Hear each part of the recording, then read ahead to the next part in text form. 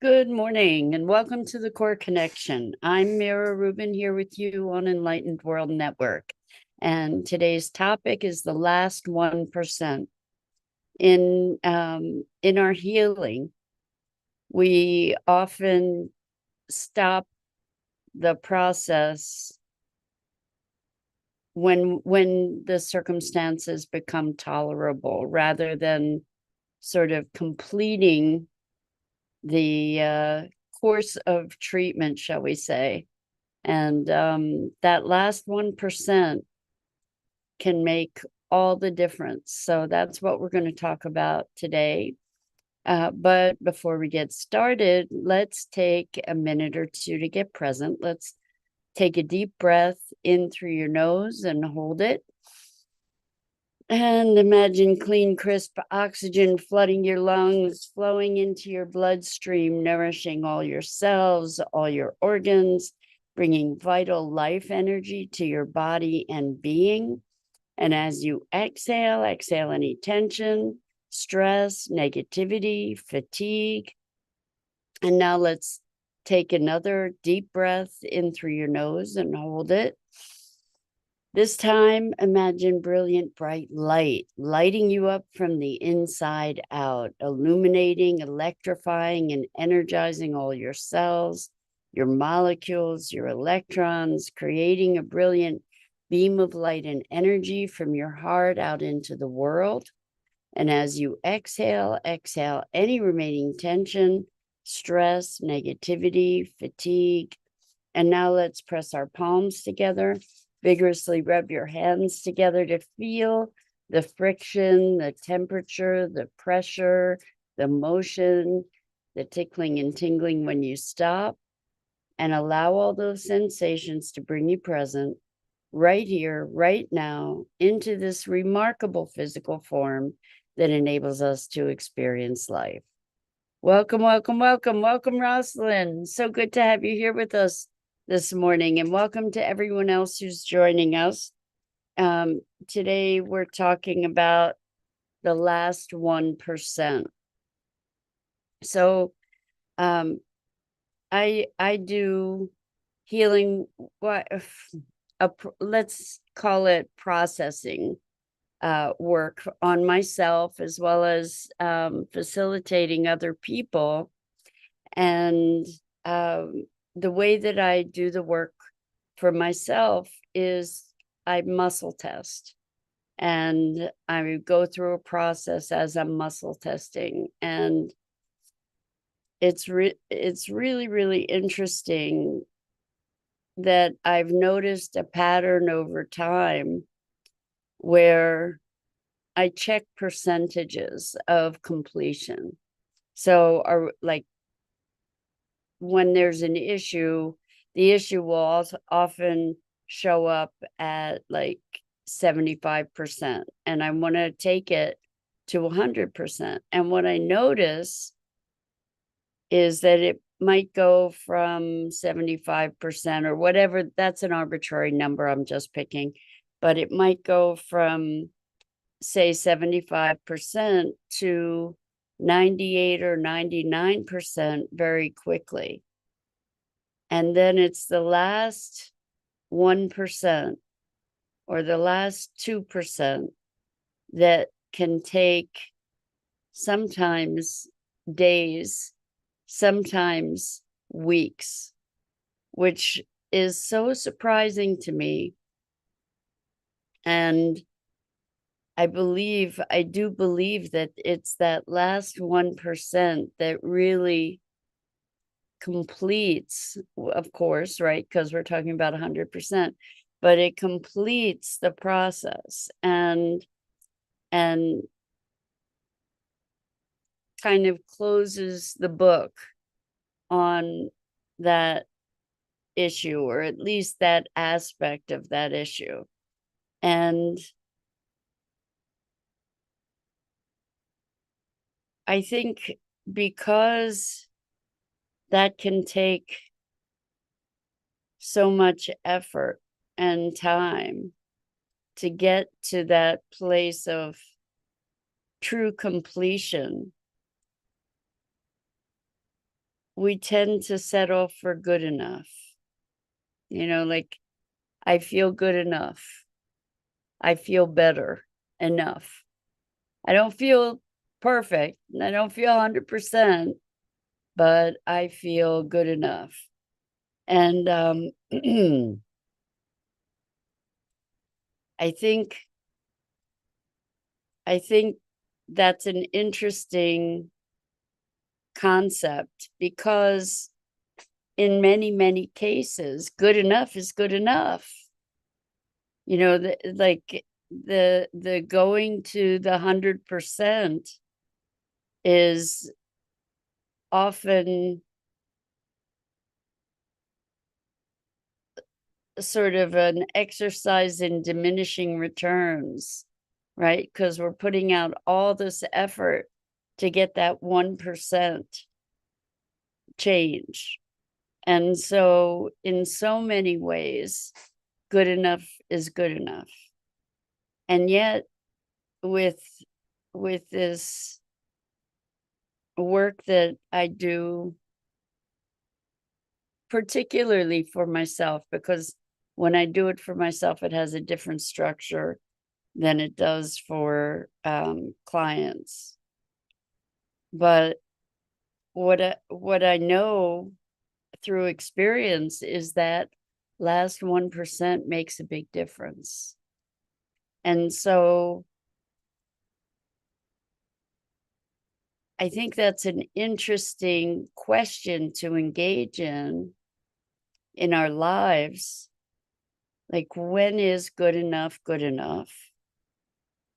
And when do we take on that last 1%?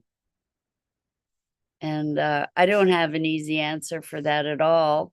I just think it's such an interesting question, because there's so many demands on our lives, right? We have so many things typically that we're doing and are responsible for. And with all these demands, then the question is the quest for perfection can be a trap, a big trap, because what is perfection, right? So we have this notion of what perfection is, and we have this idea that it looks a certain way. But I find it an interesting question, because I think probably it's only in the context of this work that I do, particularly with myself, that the 100% becomes the measure, that there's no quitting before that. And I use the word quitting, but there's no exit before the 100%. And I would hope that there's some areas where the 100% is important. Like, I would hope that in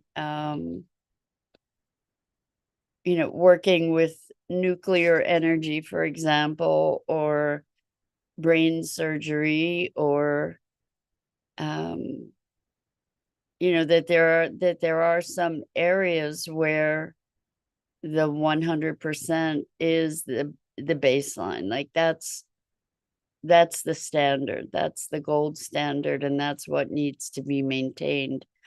In many other cases,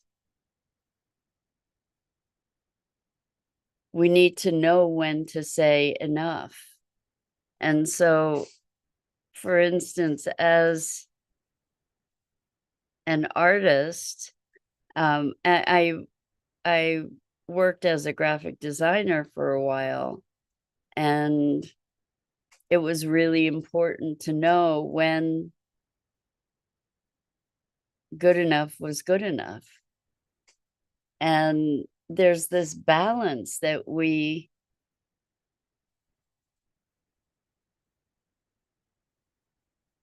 confront, I guess, in life, where we have standards, whatever our standards are. So this is a interesting conversation, moving into the question of standards.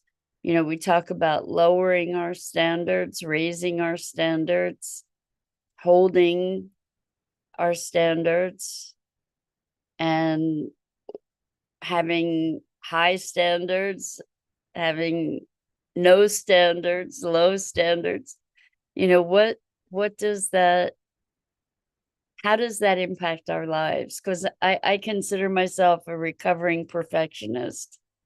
And I say that with a smile, but it was painful, actually, to be a perfectionist. Nothing was ever good enough. And so that perfectionism was a recipe for dissatisfaction, right?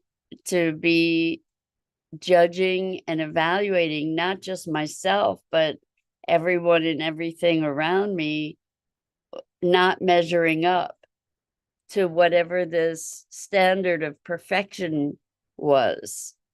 And it's that kind of standard of perfection that can destroy relationships, that can eat up our gut. You know, if nothing is ever good enough, we might be pressuring ourselves all the time, feeling inadequate, feeling anxious, or we may be projecting that on other people, and through judgment, separating ourselves. And so, what is this notion of perfection? I think as a recovering perfectionist, one of the ways that I moved through that was by allowing the perfectly imperfect, to accept imperfection as its own perfection, so that I didn't have to be having the pressure of running around trying to fix everything all the time. And I think that that can extend even to the world, is even though there are things that we see that could be improved, there's perhaps a perfection in the process that is emerging. Doesn't mean we do nothing. We choose how we want to invest our time and our energies, and hopefully we find ways to do that that are enlivening and fill us with a sense of fulfillment and purpose. But the notion of perfection is, there's a rigidity to the standards that we might be adopting that then controls us. And I think that the striving for perfection, I think there's a difference between excellence and perfection, perhaps, first off. But I think striving for perfection is a way to deal with feeling out of control, to feeling that life is out of control, that we ourselves are out of control, and trying to exercise some kind of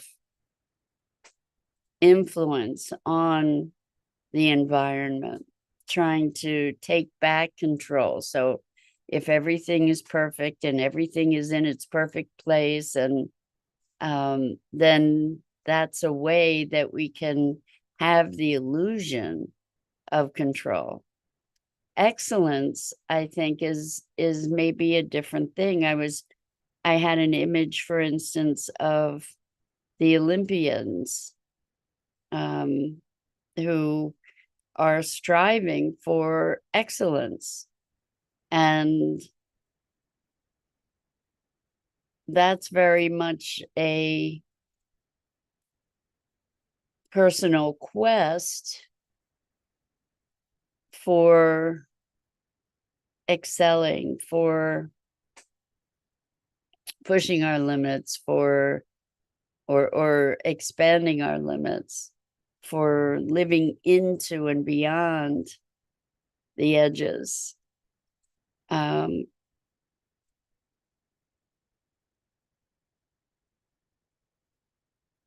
I just have seen how perfectionism becomes an affliction. And there are some things that require 100%. Good morning, Dido. Welcome, welcome. So good to have you here with us this morning. So we're talking about the last 1%, and I've been talking about that in the importance of the last 1% in this healing process that I do with myself, or dissolving process, or whatever we want to call it. Clearing process is probably a better word. That when I do this work with myself, good morning, loved by God. Thank you so much. Love by God says so much love, Mira. So much love to you. And thank you for being with us. So in this process that I do for myself, I keep muscle testing until I reach 100%, and then I know it's complete. You know, there are things that we go to 100%, and there are other things that it's okay for good enough to be good enough. It doesn't have to be 100%.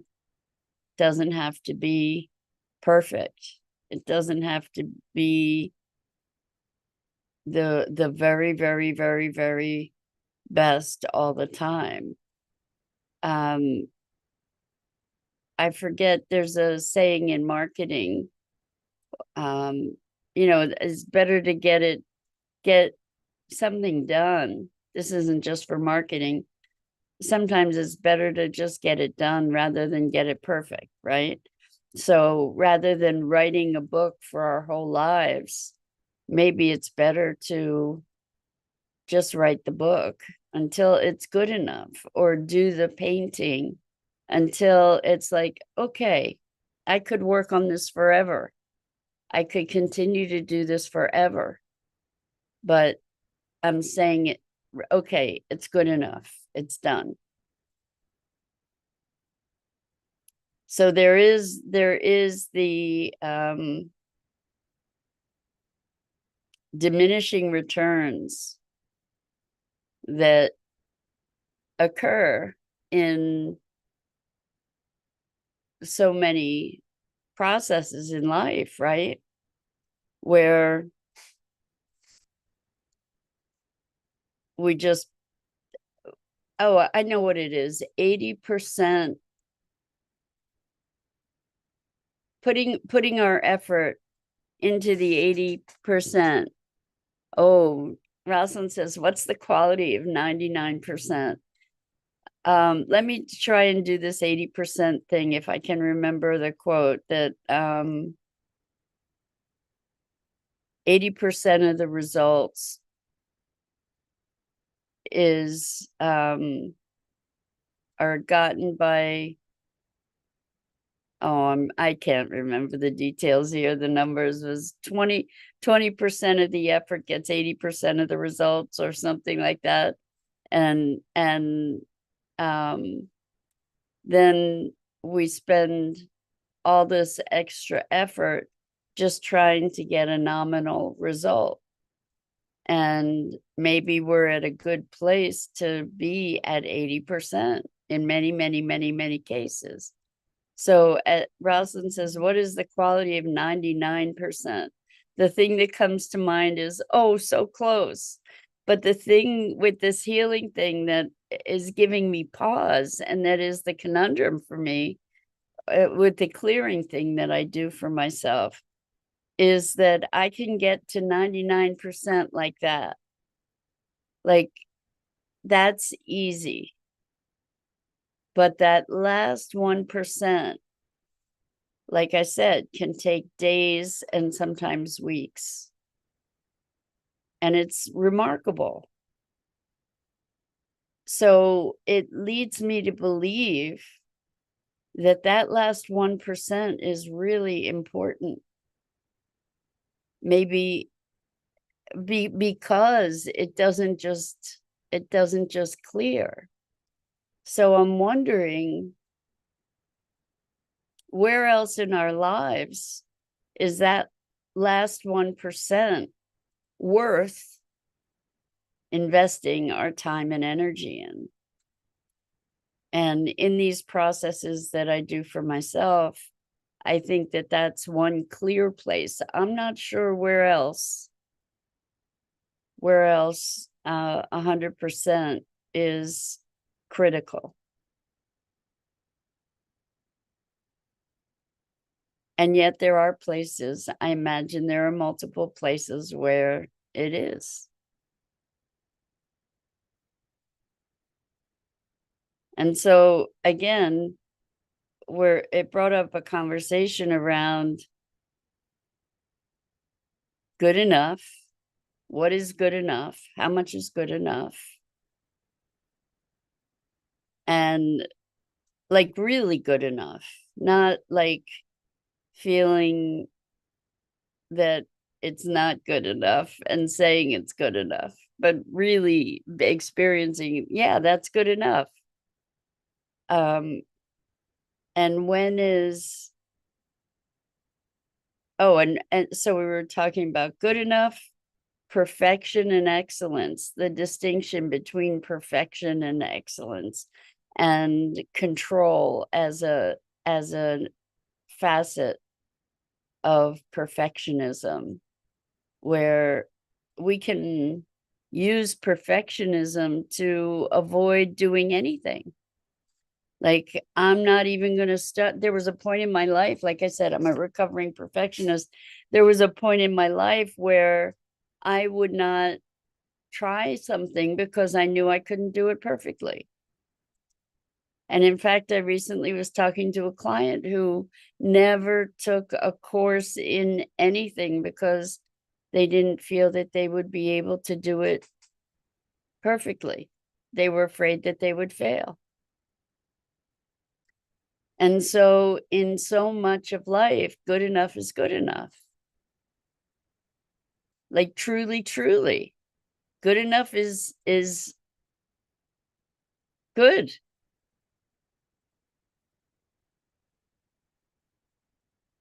So it's funny because I'm feeling both sides of this conversation. But in that last 1%, there are dimensions and dimensions and dimensions, it seems. Just out of the experience that I have in doing this work with myself, I just see that that last 1% is the kicker. That last 1% takes way longer than the rest of the process. Sometimes it's worth it. Most times probably it isn't. So when can good enough be good enough without really settling? How about that? I mean, that's to say, yeah, this is good. This is good enough. And especially like with creative stuff, with any kind of creative stuff. It's like how much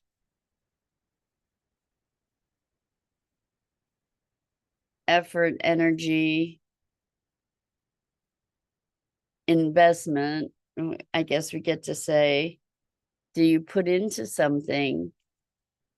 When do you know to stop? When do you know that it's done?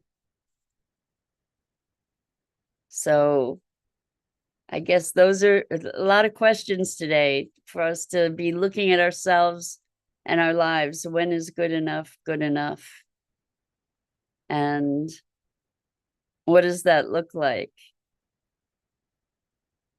And what is perfectionism? Is it controlling us? Are we using it as a way to avoid what